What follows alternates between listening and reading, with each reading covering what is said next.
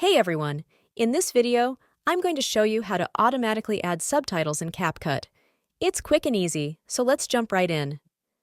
First, open the CapCut app and create a new project by importing the video you want to edit. Once your video is loaded, you have two options. You can use the audio from the video itself to generate subtitles, or you can add a different audio track, such as a song or a later recorded narration. To do this, tap on Add Audio and select your preferred audio source. After that, tap on the text option at the bottom of the screen and then select Auto Captions.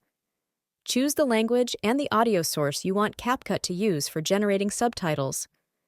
Under the Generate From option, you can select whether you need captions from the voiceover or the video. Additionally, there are a bunch of templates available under the Template options that you can use to style your subtitles. CapCut will analyze the chosen audio to generate subtitles automatically.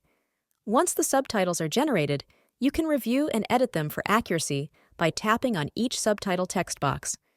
Customize the font, color, and style using the options provided to match your video's aesthetic.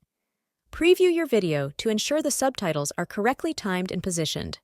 If everything looks good, export your video by tapping the export icon at the top right corner. If you found this video helpful, don't forget to like, share, and subscribe for more tips and tutorials.